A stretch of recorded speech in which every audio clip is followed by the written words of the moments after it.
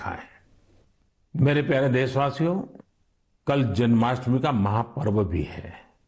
जन्माष्टमी का यह पर्व यानी भगवान श्री कृष्ण के जन्म का पर्व।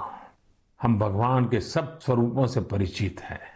नटखट कन्हैया से लेकर के विराट रूप धारण करने वाले कृष्ण तक, शास्त्र सामर्थ्य से लेकर के शस्त्र सामर्थ्य वाले कृष्ण तक, कला हो, सौंदर्य हो, माधुर्य हो, कहां कहां कृष्ण है।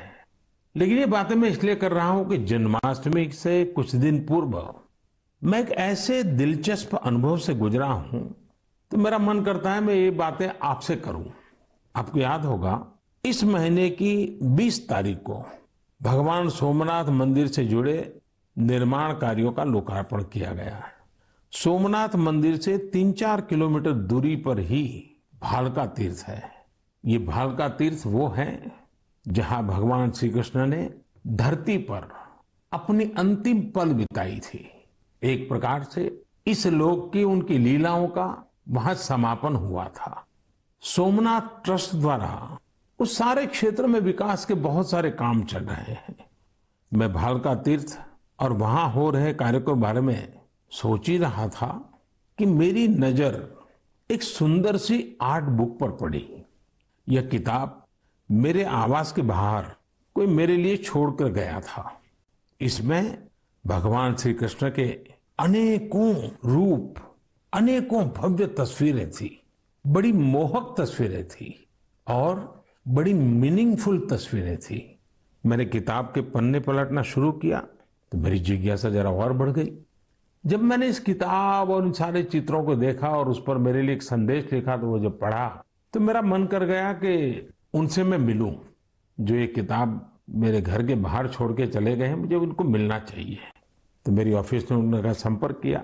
दूसरे ही दिन उनको मिलने के लिए बुलाया और मेरी जिज्ञासा इतनी थी, आर्ट बुक को देख करके, श्री कृष्ण के अलग अलग रूपों को देख करके, इसी जिज्ञासा में मेरी मुलाकात हुई जदुरानी दासी जी से।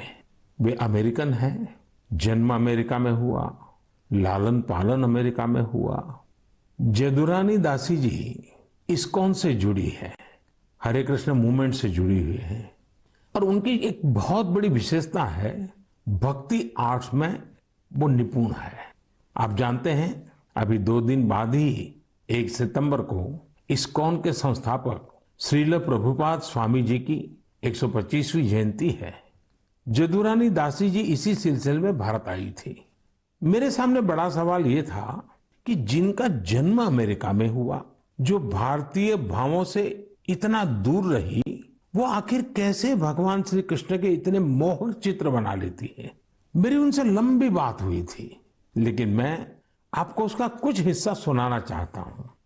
Jadurani ji, Hare Krishna. I have read a little about bhakti art, but tell our listeners more about it.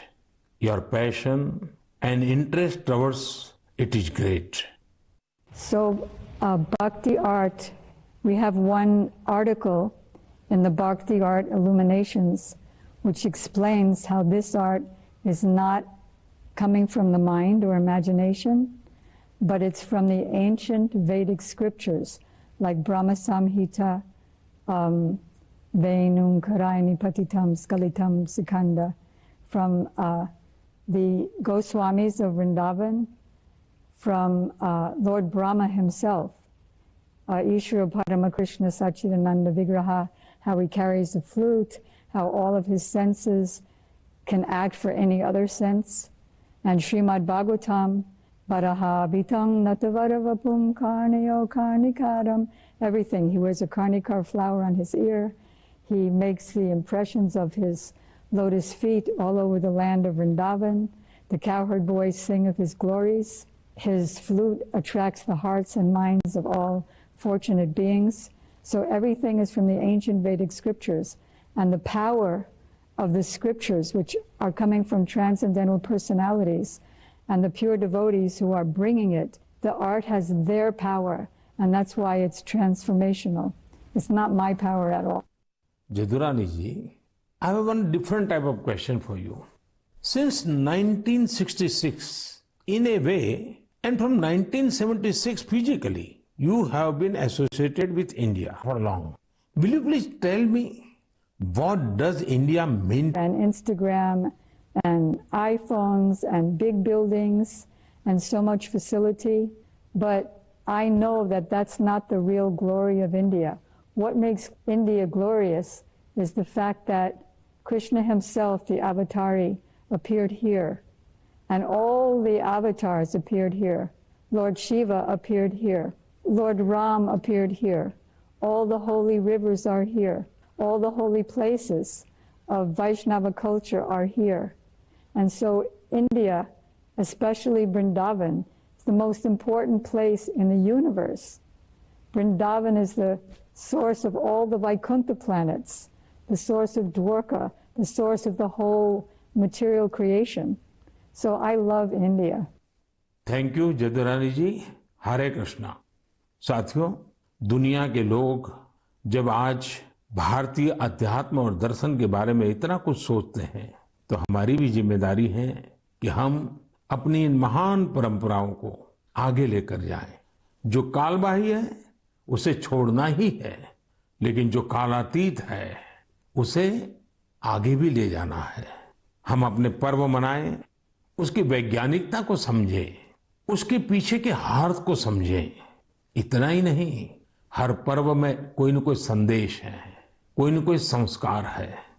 हमें इसे जानना भी है, जीना भी है और आने वाली पीढ़ियों के लिए विरासत के रूप में उसे आगे बढ़ाना भी है। मैं एक बार फिर सभी देशवासियों को जन्माष्टमी की बहुत बहुत शुभकामनाएं